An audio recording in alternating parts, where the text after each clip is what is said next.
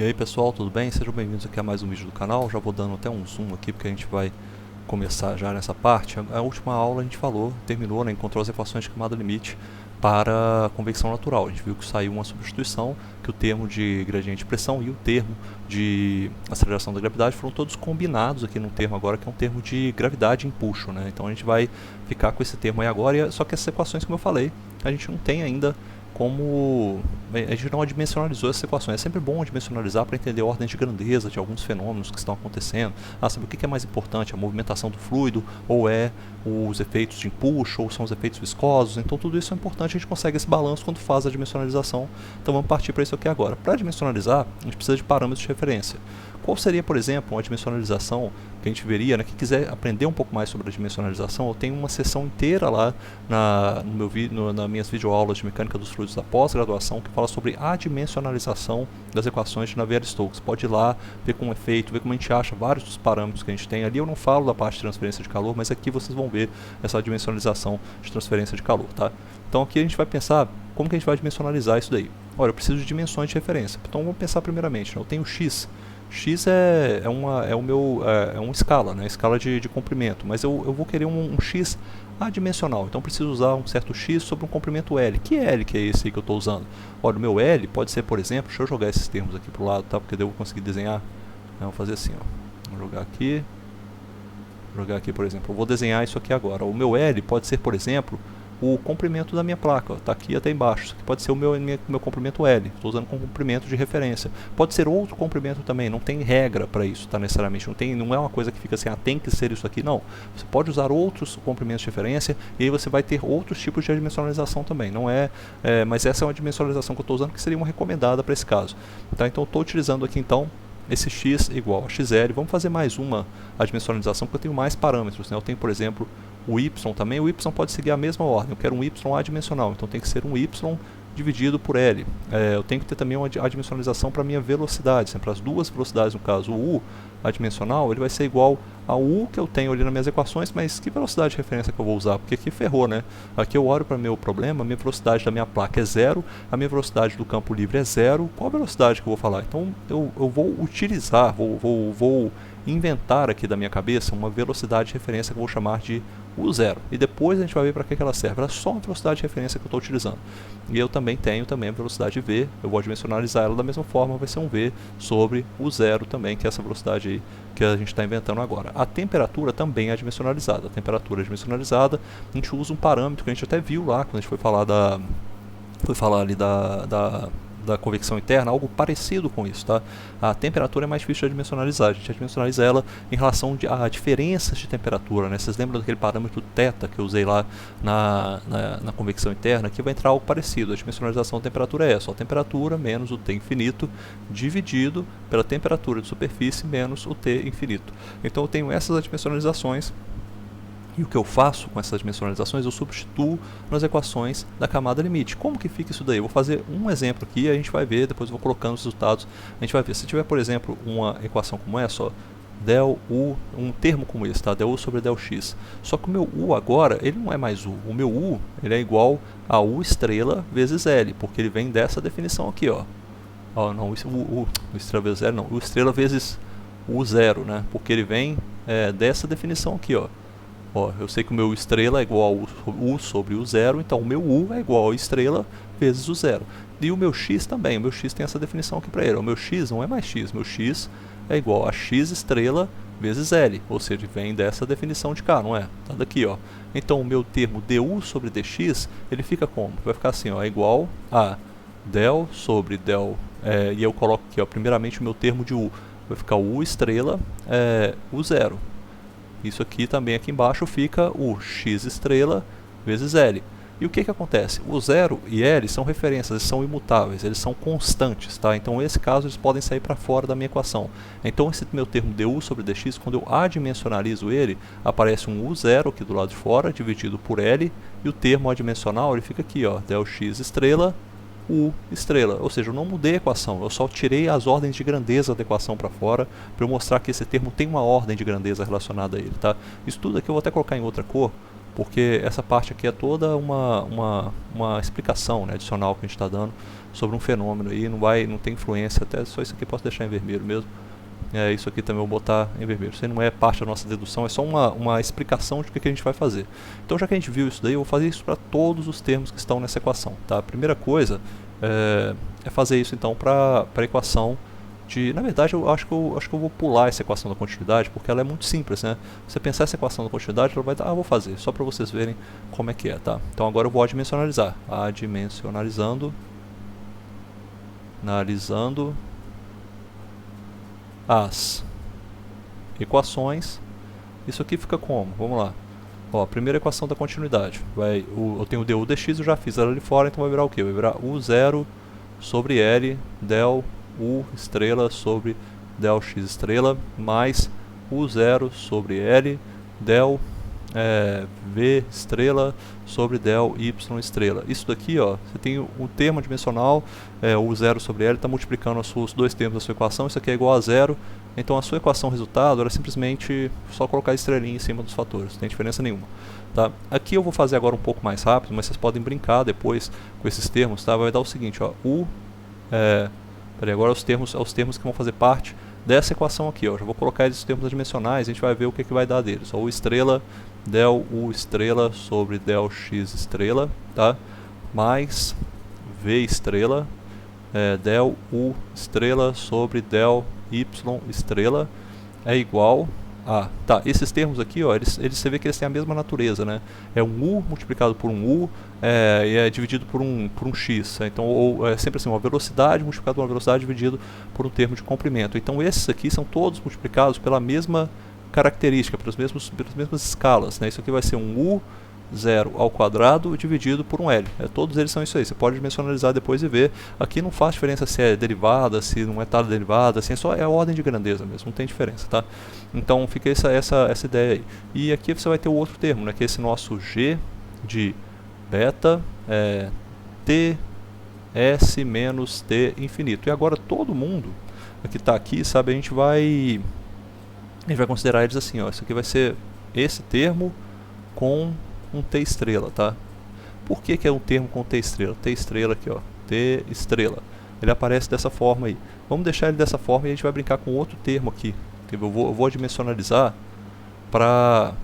porque eu tenho olha só, essa equação aqui que eu tenho, ó, tá vendo? Aparece aqui embaixo esse termo que está aqui para temperatura. Tá vendo? Esse termo aqui de temperatura, ele é justamente o termo que está lá na minha equação da quantidade de movimento, que é esse aqui, ó. É o termo que está aqui, tá vendo? E eu vou substituir ele na hora que eu passo o numerador que está aí nessa parte da temperatura, multiplicando. O que acontece? Só fica um termo Ts menos T infinito, que é melhor do que T menos T infinito, tá? Porque T, a temperatura T sem subscrito nem nada, ela é uma variável, ela depende de qualquer coisa, mas Ts é uma fixa, né? Então eu posso garantir esse Ts com a temperatura fixa. Eu vou substituir nessa equação aí, vai dar isso aqui, ó. Então vamos voltar aqui agora, eu vou explicar, já expliquei para vocês que eu substituindo eu obtenho esse termo aqui, ó. Opa, peguei caneta errada ali. Substituindo eu tenho esse termo, ó, T estrela, e aí os meus termos ali dentro desse novo inscrito aqui agora, que passa a ser, ao invés de T menos T infinito, passa a ser TS menos T infinito. Já são as temperaturas que eu tenho determinadas, ou posso determinar de alguma forma, e aí eu consigo resolver elas. Agora, a viscosidade fica dessa forma aqui, ó, viscosidade, e aí eu tenho o que? Eu tenho uma derivada de segunda ordem da velocidade. Né? Então, assim, a velocidade em cima e eu tenho duas derivadas de comprimento embaixo, então isso aqui vai dar um termo dessa forma. Vai dar U0 dividido por L ao quadrado. Tá? Dá isso daqui multiplicado por del ao quadrado de U estrela sobre del de Y. Ah, tá certo, não errei só aqui agora, de Y estrela ao quadrado, beleza? Então isso aí dimensionalizou já as minhas equações. Eu vou só para a gente poder... Depois eu marco isso aqui para vocês verem como é que fica, tá? Mas eu vou escrever assim dessa forma. Agora eu tenho o que? Eu tenho as equações de energia. Eu vou botar elas aqui em cima para a gente conseguir enxergar. Ó, tá vendo ali a equação do calor? Tá lá em cima ali na minha página. Então eu tenho um termo de velocidade, um termo de temperatura e um termo de comprimento. No primeiro termo e no segundo termo. São sempre a mesma coisa, tá? Então eu sempre vou ter isso aqui.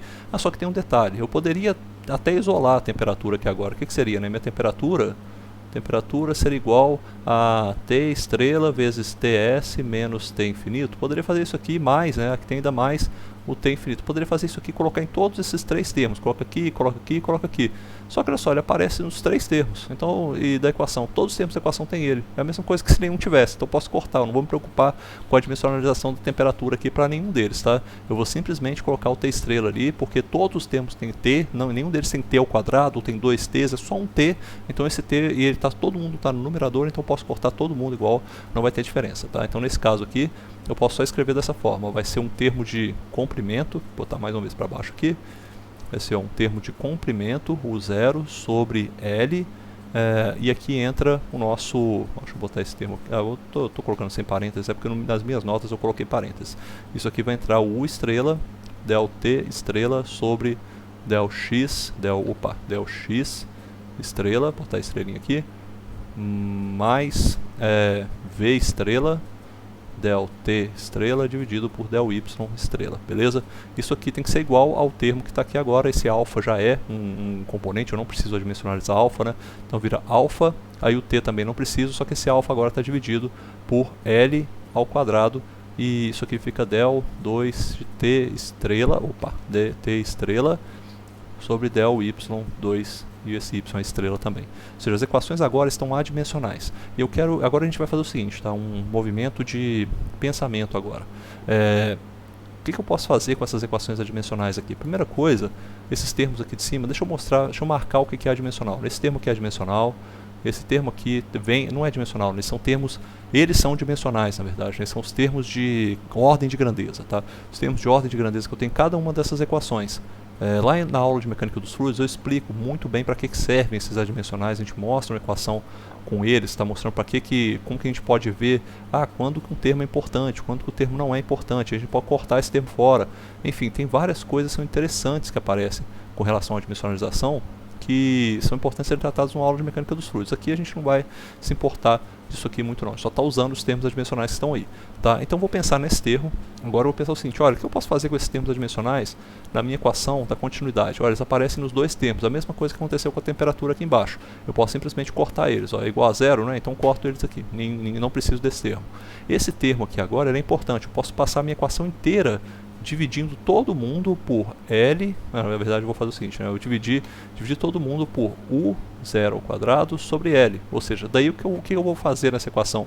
Eu vou eliminar a ordem de grandeza do termo de inércia. Isso geralmente é o que é bom de ser feito, sabe? A gente normalmente quer saber o quão importantes são os termos viscosos, termos de empuxo com relação ao de inércia. O de inércia, se tem movimentação de fluido, ele é a nossa referência. Quanto mais a gente tem em termos de inércia, mais a gente vai ter não linearidade, mais difícil fica resolver. Se a nossa equação representa algo que não precisa dos termos de inércia, aí fica mais fácil, a gente resolve linearmente, fica muito mais simples a solução, tá? Então a gente sempre está tentando comparar com o termo de inércia. Aqui a gente vai seguir o mesmo padrão, a gente vai dividir todo mundo, tá? Esse aqui tem um pulo do gato aqui que eu lembro que eu tive que achar, mas a gente vai dividir todo mundo também que está nesses termos que são relacionados à advecção da temperatura, porque eles têm relação também com os termos de inércia, então vai dividir isso tudo aqui também por U0 sobre L. E aí esses termos aqui, ó, eles vão sumir. A ideia é que esse termo vai sumir, esse termo vai sumir. Mas o que acontece quando eles somem, né? Vamos brincar aqui para baixo para a gente ver o que vai acontecer com eles. Já estou também lhe dando spoiler da próxima temporada para vocês. Mas olha só, vai ficar assim. Então a nossa equação, ela se torna isso daqui, ó. Eu vou ter primeiramente... Eu nem precisaria, mas eu vou colocar assim só por desencargo de consciência, para vocês não esquecerem também a derivada, esse termo que é a equação que a gente tem com a equação da continuidade, tá? Derivada de V estrela, derivada de Y estrela igual a zero. E agora entra os termos de quantidade de movimento, a gente vai ter U estrela, del U estrela sobre del X estrela, mais V estrela, del U estrela sobre del Y estrela, é igual agora aos termos que aparecem aqui, ó, escrevi errado, né? G beta, vou ter que colocar isso aqui de uma maneira melhor, estou escrevendo meio ruim. G beta vezes o TS menos T infinito. E aqui aparece o nosso T estrela, tá vendo? Ele aparece ali também. E agora o que aconteceu com esse termo aqui também? Ó? Eu estou passando todo mundo, eu estou dividindo por U ao quadrado vezes L, ou seja, vai aparecer um L aqui em cima e vai aparecer um U zero ao quadrado dividindo todo mundo. Então isso aqui vai acontecer, vai ter um L, vou até inverter a ordem desses aqui, para ficar todo mundo junto e o termo adimensional ficar de fora. Aqui, aí o termo adimensional fica de fora e aqui eu divido todo mundo por U zero ao quadrado. Esse último termo acontece uma coisa engraçada, né? Porque a gente tem aqui, a gente tem U zero e L ao quadrado. Quando a gente faz essa divisão aí, você tem o seguinte, você tem Ni multiplicado por U zero sobre L ao quadrado, e agora você vai fazer a divisão, que é a mesma coisa que multiplicar por L e dividir por U zero ao quadrado. Olha, essa consideração que a gente vai fazer, deixa eu ver, é isso mesmo, né? É isso mesmo. Essa multiplicação, o que acontece com ela? Vai ficar dessa forma, igual a Ni, esse Ni vezes, deixa eu ver, Ni, peraí, que eu fiz, será que faltou alguma coisa não? U zero L ao quadrado, agora eu vou dividir por U zero, ou seja, vai dar U zero vezes, é isso mesmo, pô, tô viajando aqui. Vai sobrar, olha só, esse L, eu confundi aqui, viu, gente, sai atropelando as coisas, então aqui vai sobrar um L e aqui vai sobrar um U zero, ou seja, a minha multiplicação aqui vai dar o seguinte, Ni dividido por U zero L, que é a nossa definição do número de Reynolds, certo? Eu estava confundindo, porque às vezes eu confundo se o U fica em cima, não no número de Reynolds, mas quando eu estou fazendo essa simplificação, às vezes eu me perco um pouco, cai um U lá em cima, eu acho que eu fiz alguma coisa de errado. E realmente aqui eu estava só tendo cuidado para não ter feito nada de errado nessa parte aqui. Então aqui aparece um número de Reynolds, na verdade isso aqui não é nem um número de Reynolds, né?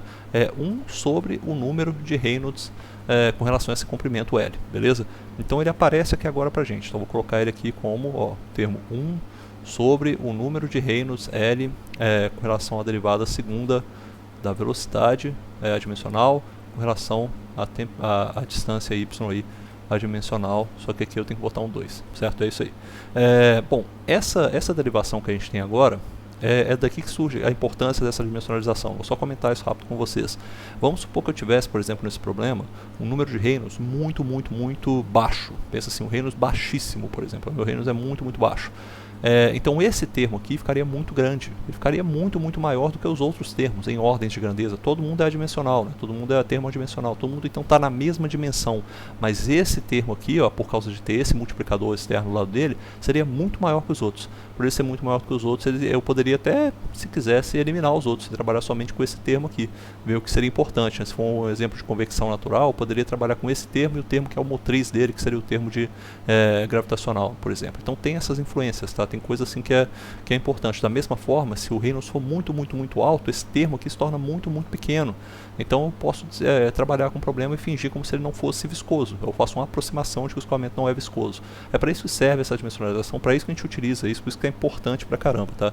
Não sei se eu cheguei a falar disso na parte de camada limite, mas é importante isso ser falado para vocês terem noção do que é da importância dessas dimensionalizações.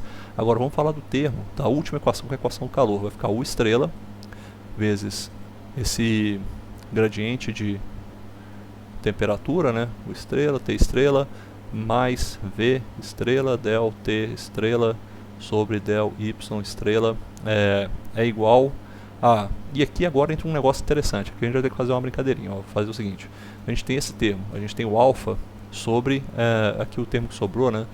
Foi esse, é o alfa sobre L, L ao quadrado, isso aqui multiplica U, 0 e L.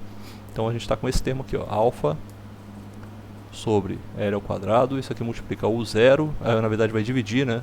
Vai dividir por U 0 sobre L, então vai ser uma coisa que multiplicar por L sobre o 0. Ou seja, nessa nossa conta aqui vai ficar dessa forma. Esse alfa, gente, o alfa ele é igual a como é que é? Mi sobre... na verdade, o alfa ele é isso... O alfa ele é igual a... Peraí, o alfa é igual a mi sobre rho CP, eu acho que é isso. Alfa é igual a mi sobre rho CP. Mi sobre rho CP. Tá, então esse termo aqui eu vou escrever dessa forma, igual a mi, e eu fiquei sem L aqui em cima, né, dividido por rho CP. Faltou um K aí, cara, tem um K. O alfa não, o alfa é K sobre rho CP, tá vendo? Eu tô me confundindo aqui, ó. O alfa é igual ao K, que é a condutividade térmica, sobre rho CP. Então quando eu coloco ele aqui, ele vai ficar dessa forma, vai ficar um K igual a K dividido por Rho CP vezes U0 vezes L, que é o que sobrou dessa multiplicação aqui desse L ao quadrado embaixo com o L em cima.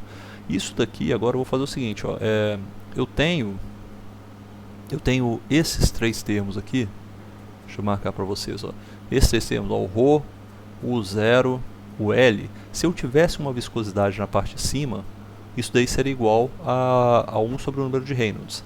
E esses dois termos aqui, ó, o CP e o K, se eu tivesse, nesse caso agora, uma viscosidade na parte de baixo, eu teria μ CP sobre K, que é igual ao número de Prandtl. Então, assim, eu vou fazer essa simplificação, tá? Eu vou fazer esse pulo do gato aqui. Eu vou... Opa, escrevi errado ali, pera aí. Vou fazer o seguinte, eu vou multiplicar aqui, ó, multiplicar por μ em cima e dividir por μ novamente. Não mudou nada na minha fórmula, mas quando eu faço isso daí, eu fico com esses dois termos aqui, ó.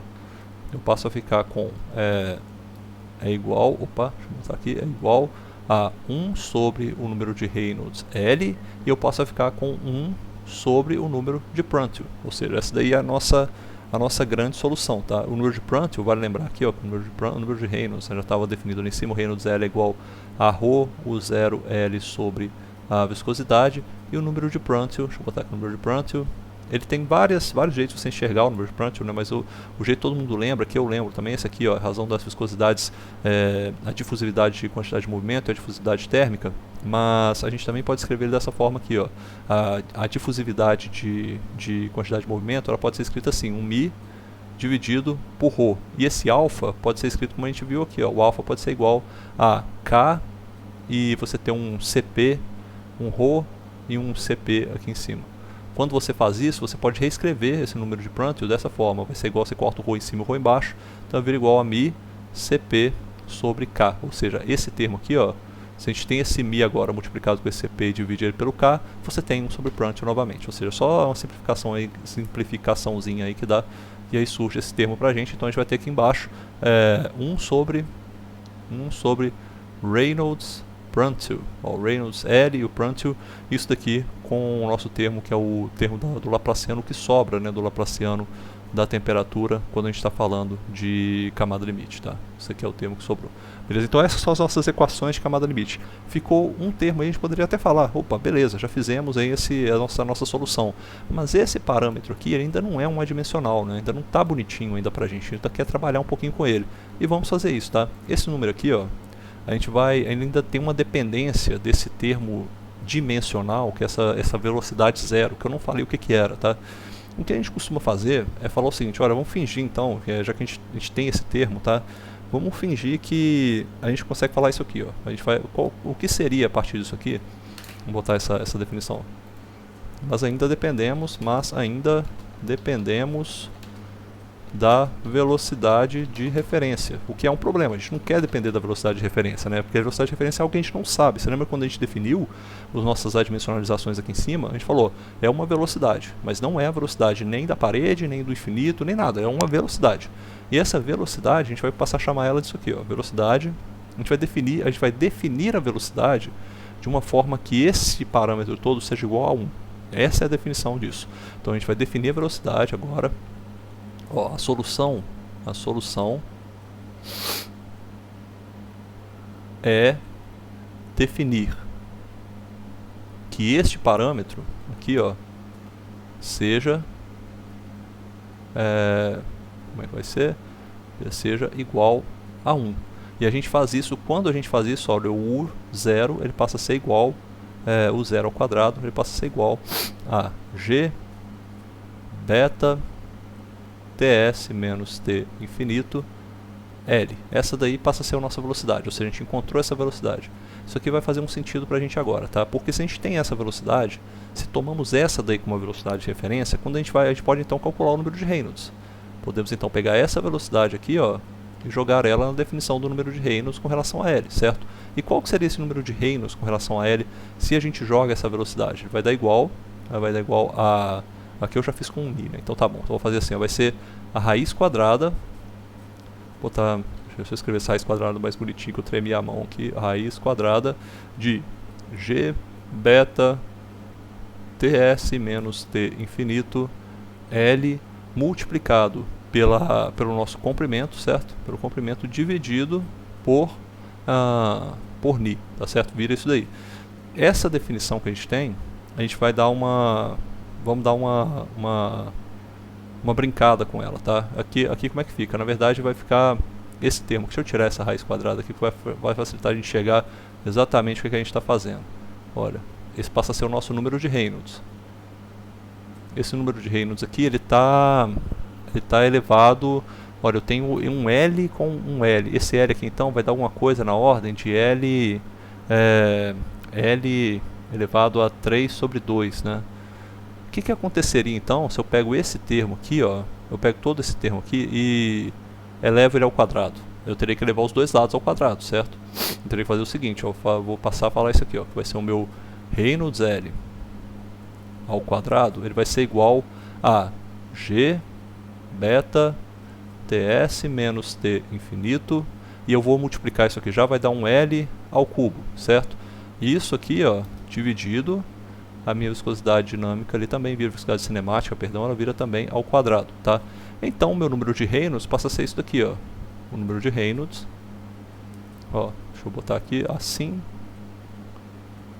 o número de Reynolds com relação a L, ele passa a ser igual a G beta ts menos t infinito com L elevado ao cubo dividido por ni ao quadrado na raiz. Essa aqui passa a ser a nossa definição do número de Reynolds. Deixa eu tirar isso aqui, esse parênteses ficou ruim, né? Ó, aí, na raiz, beleza? Então essa definição é a definição do número de Reynolds que a gente tem. Tá? A gente usa ela como número de Reynolds quando a gente define, quando a gente resolve definir que a nossa velocidade, que esse parâmetro que surgiu aqui, ó, ele tem que ser igual a 1. A gente quer botar ele igual a 1 de alguma forma. Para ele ser igual a 1, a nossa velocidade precisa ser definida dessa forma, tá? E a velocidade definida dessa forma, se a gente substitui o número de Reynolds, faça com que o nosso número de Reynolds seja esse daqui.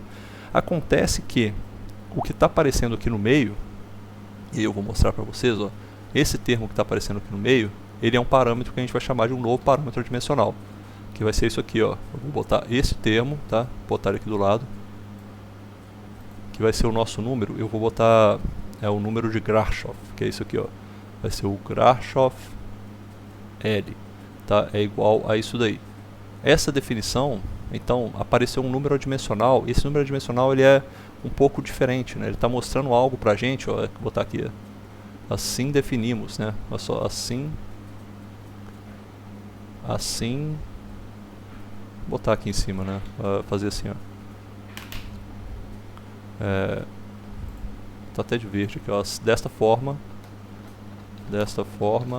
definimos o número de Grashof, assim, eu acho que é com dois S, ou é um S só. Não é assim Grashof, não. É Grashof. Acho que deixa eu ver como é que eu escrevi aqui. É com dois S, tá? Assim definimos o número de Grashof. Que é um adimensional importantíssimo pra gente, tá? Isso aqui vocês devem estar vendo que como ele está definido dentro de um número de Reynolds, ele é meio que um número de Reynolds, tá? Ele representa um número de Reynolds pra gente. Esse número de Reynolds que o número de Grashof está dando pra gente é um número de Reynolds que, assim, a referência agora, né, não é mais as forças de inércia, né? O número de Reynolds representava pra gente o ρ, quando a gente calculava a velocidade vezes um comprimento dividido pela viscosidade cinemática, é a razão das forças de inércia sobre as forças viscosas. Agora o número de Grashof não, é a razão das forças de empuxo sobre as forças viscosas.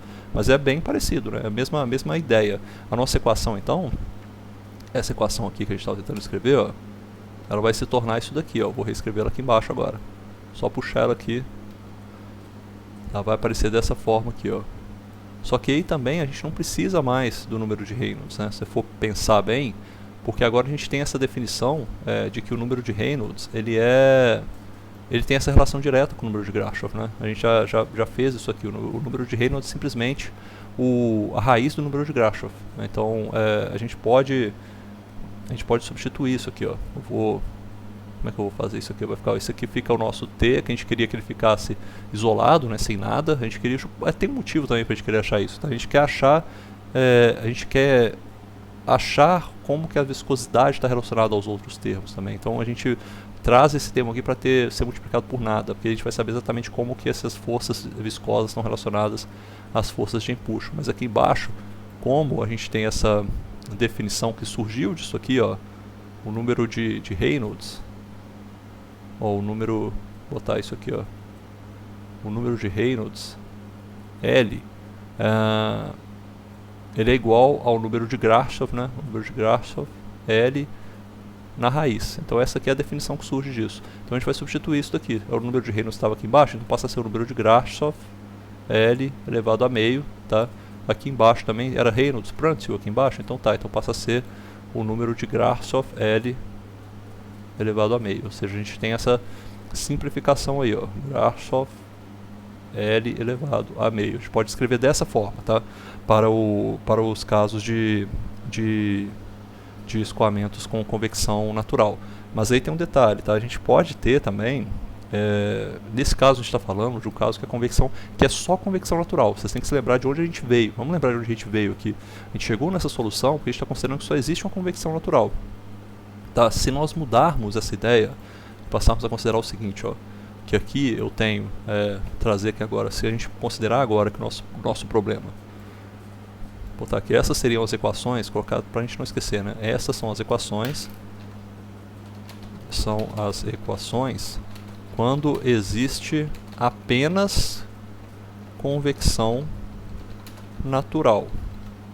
Na presença de convecção, que é o que é comum de acontecer, tá? Natural e forçada, a condição de contorno vai mudar, porque a nossa velocidade fora da camada limite, ela também tem velocidade.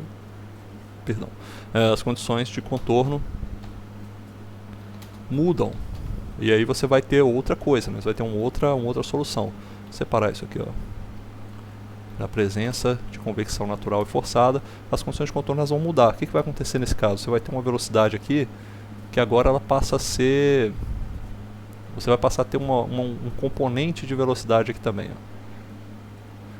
Então essa própria condição, você tem um componente de velocidade aqui, ó, um U infinito que é diferente de zero, você passa a ter uma distribuição de velocidades que ela muda também. Eu vou até redesenhar isso aqui pra gente, ó. O componente de velocidades passa a ser diferente, né? Presença de convecção forçada e convecção... Por que eu estou falando isso aqui? Porque a gente vai enxergar já essa solução aqui, ó. Deixa eu mostrar, desenhar um spline aqui. Vai ser assim, né? Você vai ter uma velocidade, e aí vai ser, você coloca assim, e aqui, ó, um bem pequenininho. Ó, aqui você vai passar a ter um componente mesmo de velocidade, tá? Opa, calma. Aí. Então aqui você passa a ter um componente de velocidade, tá? Você passa a ter isso aqui, ó. Deixa eu marcar aqui umas setinhas aqui pra gente. Ó, eu tenho uma setinha aqui, tem uma outra setinha aqui, tem uma outra setinha aqui, tem outra setinha aqui. Ou seja, a sua condição de contorno lá longe, ela mistura as coisas, né? Você tem um componente de velocidade que está relacionado à velocidade de far field. E nesse caso, esse perfil que eu estou desenhando poderia ser diferente também. Pode ser que esse componente de velocidade externa seja tão forte que o perfil fique parecido com aquele perfil de Blasio, sabe? Não tem essa curvatura que eu desenhei aí. Mas pode ser que seja como eu estou desenhando. Então fica uma coisa mais complicada até de se fazer, tá? Eu vou desenhar esse aqui. Eu vou fazer uma versão dele menor para colocar aqui, por exemplo. Você teria um componente como esse. Você teria que acompanhar a velocidade fora, né? Teria também soluções autossimilares, essas coisas, mas nesse caso aí, ó, você teria essa condição de contorno diferente. Você passaria a ter uma condição em que a sua velocidade aqui, ó, opa, esqueci a seta. Você passaria a ter uma condição em que a sua velocidade, quando o y tende a infinito, ela passa a ser igual à velocidade de campo livre, que é uma velocidade da convecção forçada. Aí a sua equação muda também, tá?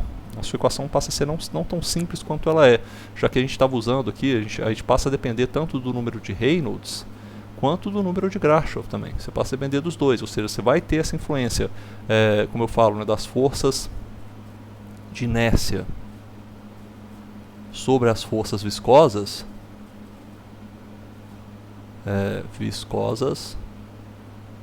mas você vai ter também essa relação do número de Grashof, tá? Que é a relação que a gente tem entre as forças de empuxo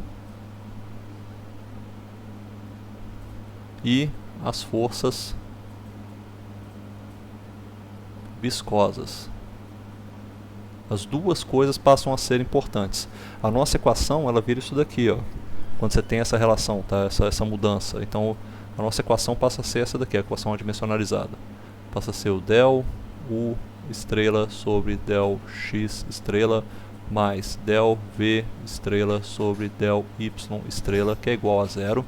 Ou sua equação de quantidade de movimento fica parecida, tá? É um U estrela, del U estrela sobre del X estrela, mais um V, del U estrela, estrela aqui também, dividido por del Y estrela, é igual, e agora passa a ter o número de Grashof, ó, L, dividido pelo número de Reynolds, L, só que esse Reynolds aqui ele vai estar elevado ao quadrado, tá? Tem essa característica.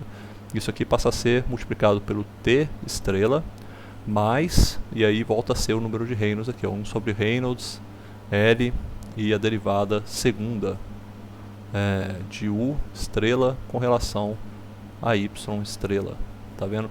E você tem aqui também na equação de temperatura, a equação do calor, estrela del T sobre del X estrela mais V estrela del T sobre del Y estrela estrela é igual a 1 sobre o Reynolds e o Prandtl multiplicados por del 2 a Laplaciano, o que sobrou do Laplaciano da temperatura, del Y estrela 2. Beleza? Essa passa a ser a sua equação. Então você vê que aparece esse termo aqui, ó, ele é importante justamente lá nas nossas forças de impulso. Você tem a relação entre o Grashof e o número de Reynolds, tá? Então as duas coisas passam a ser importantes. E o número de Grashof a gente já viu. Olha só, se você sabe, né, que o seu número de Grashof, vou botar ele aqui assim, os dois juntos, né? Você sabe que o seu número de Grashof foi definido lá em cima. Quando você vê, é isso aqui, né? O número de Reynolds é igual... Opa, peguei a caneta errada aqui, peraí. Você sabe que o seu número de Reynolds é igual a U... como é que tá? Eu estou usando zero? Estou usando o infinito, né? Nesse caso aqui vai ser... no caso que eu tenho convecção forçada também, é o infinito. O infinito L sobre Ni. Isso aqui vai ser igual a G beta ts menos t infinito L ao cubo dividido por Ni ao quadrado. Quando você tem esses dois, aí você quiser fazer, por exemplo, essa conta que tem ali, que é o Grashof L dividido pelo número de Reynolds L ao quadrado, isso aqui vai ser igual a G, vou botar aqui, é igual a G beta ts menos t infinito. E agora eu me preocupo um pouco mais, né, com esse número de Reynolds, né, porque o número de Reynolds agora vai para baixo, vai ser um L ao quadrado no denominador. Ele multiplica por esse L que vai sobrar só um L ao cubo, vai sobrar só um L aqui em cima. E eu tenho agora um Ni ao quadrado embaixo, e eu vou ter um Ni em cima. Então esse Ni aqui vai ser só um Ni aqui embaixo. Ó, vai ser um Ni. E eu acho que por que sumiu um negócio aqui? Quer ver? Sumiu... porque eu tenho um Ni ao quadrado, né? O Reynolds ao quadrado ele vai ser isso aqui, ó. Reynolds ao quadrado ele é igual a U0 ao quadrado, o L ao quadrado sobre Ni ao quadrado. Então acaba que esses Ni's ao quadrado eles se cortam. O meu L ao quadrado aqui ele vai cortar com esse termo, com esse L aqui, vai ficar só um L ali em cima. E aqui embaixo fica o U infinito ao quadrado. Isso aqui é essa razão que eu tenho entre o número de Grashof e o número de Reynolds. Tem coisas interessantes, tá, que a gente pode avaliar nisso daí, porque a gente sabe que esses parâmetros adimensionais vão ser usados para a gente determinar os nossos números de Nusselt, tá? Eles vão ser importantes para isso. E a definição que a gente usa é essa daqui, ó. Quando a gente tem esse número de Grashof sobre o número de Reynolds ao quadrado, se tiver isso aqui, ó, Grashof L dividido por Reynolds L ao quadrado, esse número for aproximadamente igual a 1, o que isso aqui indica pra gente? Que as forças de empuxo elas estão basicamente parecidas com as forças, quer dizer, assim, a convecção que está acontecendo, elas estão parecidas com as convecções naturais e a forçada, elas estão balanceadas, tá?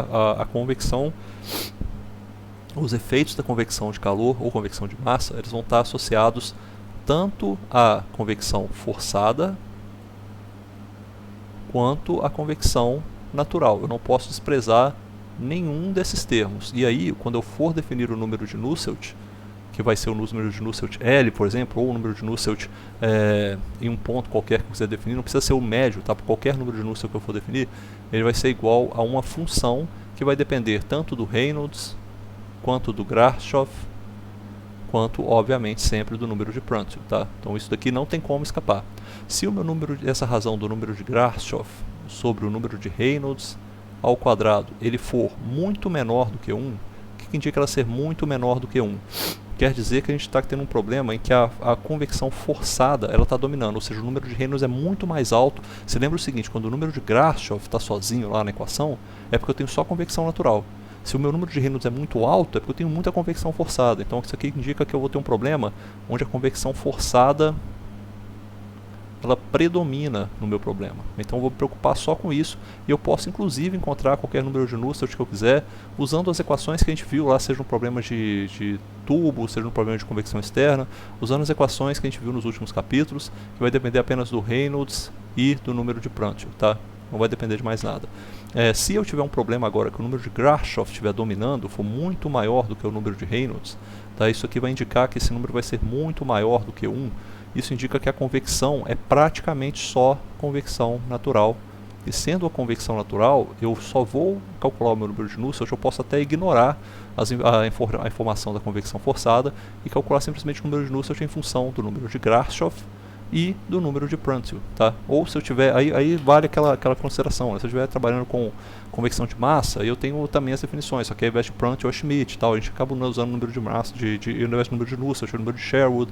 Então essas definições são muito importantes, tá? E o que é quão maior, quão menor, bem, aí é consideração que vale a pena ser feita com experiência, né? Conforme você for fazendo exercício, você vai vendo que cada tipo aqui, cada momento pede uma coisa diferente, beleza? Na próxima aula a gente vê qual que é a solução dessa camada limite natural em uma superfície vertical. A gente até agora achou somente a equação. A gente chegou aqui, ó, a gente sabe a equação que vale para esse problema, mas a solução dela também tem uma solução parecida com aquela de Blasio, usando similaridade, a gente chega nos pontos dela no final, beleza? Um abraço pessoal, até mais, tchau, tchau.